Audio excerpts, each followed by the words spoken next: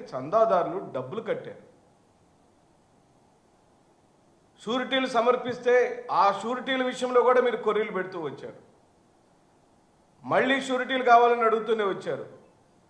ఇవన్నీ కూడా మేము చెబుతున్న కథనాలు, మేము ఇస్తున్న సమాచారమో కాదు.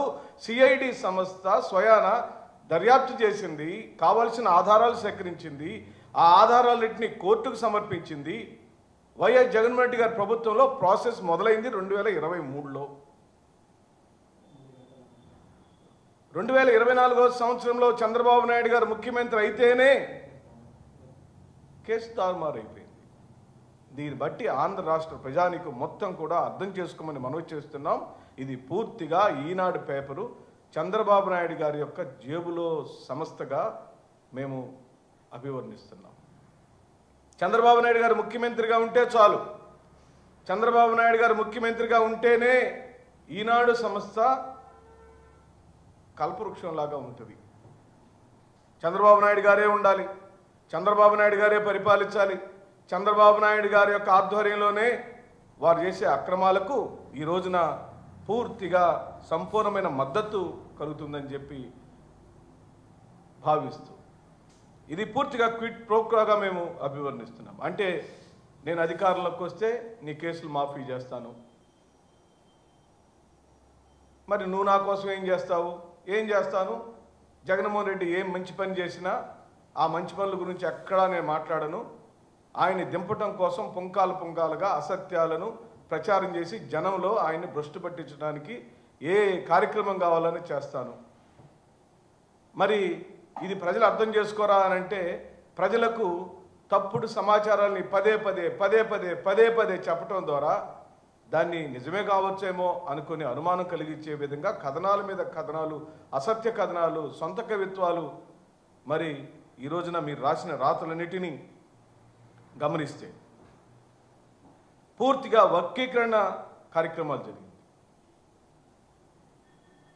అసత్యాలు ప్రచారం చేయటం జరిగింది, వ్యక్తిత్వ హననం జరిగింది. అది వ్యక్తిత్వ హననం ఆనాడు స్వర్గీయ రాజశేఖర రెడ్డి గారైనా, తదుపరి ఆంధ్ర రాష్ట్ర ముఖ్యమంత్రిగా అయిన జగన్మోహన్ రెడ్డి గారి మీదైనా, జగన్మోహన్ రెడ్డి గారి మంత్రివర్గ సభ్యుల మీదైనా, జగన్మోహన్ రెడ్డి గారి ఎమ్మెల్యేలైనా, ఎంపీలైనా, ఎమ్మెల్సీలైనా, చిట్ట చివరకు జడ్పీటీసీలైనా సరే, సర్పంచ్ స్థాయి వాడైనా సరే, వాడు వైఎస్ఆర్ కాంగ్రెస్ పార్టీకి సంబంధించిన వాడైతే వాడు పనికిరాని వాడే, వాడికి పరిపాలన రాదు, వాడు రాజకీయాలకు పనికిరాడు, వాడు అక్రమార్జనలు చేస్తున్నాడు, వాడు దొంగ అంటున్నారు. మరి చంద్రబాబు నాయుడు గారిని, రామోజీరావు గారిని కూడా, రామోజీ గారు స్వర్గీయులయ్యారు కాబట్టి మేము వారి గురించి మాట్లాడకూడదు, అది సంస్కారం కాదు. కానీ సంస్థలకు సంబంధించిన అన్యాయాలను ఎక్కడి నుంచి ప్రయాణం మొదలైంది, ఎక్కడి దాకా రామోజీ ఫిలిం సిటీస్ దాకా ఎలా ఎదిగాం, ఈ ప్రయాణ కాలక్రమం అంతా కూడా పరిశీలిస్తే మీరు ఎదిగిన కాలం అంతా అత్యధిక కాలం మరి చంద్రబాబు నాయుడు గారు అధికారంలో ఉన్నారు. కేవలం 5 సంవత్సరాలు మాత్రమే వైఎస్ఆర్ గారు ముఖ్యమంత్రిగా ఉన్నారు, 2004 నుంచి 2009 వరకు.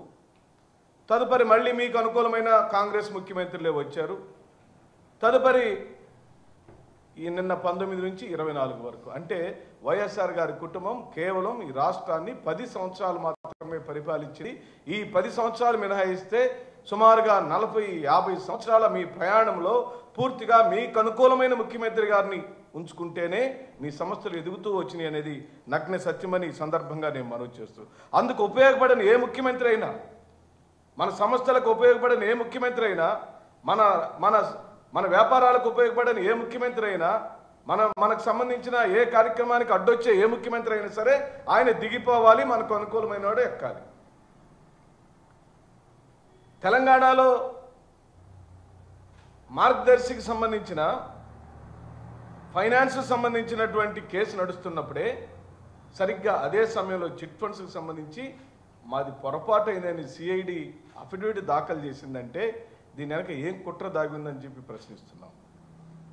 ఆర్బీఐ చట్టాలను పూర్తిగా ఉల్లంఘించిందని, చందాదారుల యొక్క సొమ్ముని జాగ్రత్తగా దాచిపెట్టి వాళ్ళకు అవసరమైనప్పుడు ఇవ్వాల్సినటువంటి సంస్థ వాళ్ళు అడిగినప్పుడు ఇవ్వకుండా తర్వాత కట్టాల్సిన చందాలకి వీటిని జమ చేసుకుంటూ వాళ్ళు అడుగుతున్నప్పుడల్లా పత్రాలను సక్రమంగా ఇవ్వమని అడుగుతూ ప్రైజ్ మనీగా వచ్చిన డబ్బులను ఇవ్వకుండా వాళ్ళని వేధిస్తూ మీరు పూర్తిగా ఆర్బీఐ చట్టాలను ఉల్లంఘించారని సిఐడి తన నివేదికలో సమర్పిస్తే అదే సిఐడి ప్రభుత్వం మారంగలోనే మేము సమర్పించింది పొరపాటు, అలాంటివేమీ జరగలేదని చెబుతున్నారంటే ఇది ఎంత శోధ్యంగా ఉంది, ఎంత అన్యాయంగా ఉంది. ఇది నేను మళ్ళీ ఉటంకిస్తున్నాను. వైఎస్ఆర్ కాంగ్రెస్ పార్టీకి తెలుగుదేశం పార్టీకి సంబంధించిన సమస్య కాదు ప్రజలారా. చంద్రబాబు నాయుడు గారి కుటుంబానికి వైఎస్ఆర్ గారి కుటుంబానికి సంబంధించిన అంశం ఏమాత్రం కాదు. ఇంకా పైగా చెప్పాలంటే రామోజీరావు గారి కుటుంబానికి రాజశేఖర రెడ్డి గారి కుటుంబానికి సంబంధించిన అంశం ఏమాత్రం కాదు. ఇది కేవలం చందాదారులకు రామోజీ చిట్ ఫండ్స్కు సంబంధించిన సమస్య. చందాదారులు అంటే మన ప్రజలే కదా, ఆ ప్రజల యొక్క ధనం మాన ప్రాణాలని కాపాడుతారని ముఖ్యమంత్రి స్థాయిలోకి వచ్చిన మీరు ఈరోజు నా చందాదారులకు అన్యాయం జరుగుతున్నప్పుడు, ఆ చందాదారులే ఫిర్యాదు చేసినప్పుడు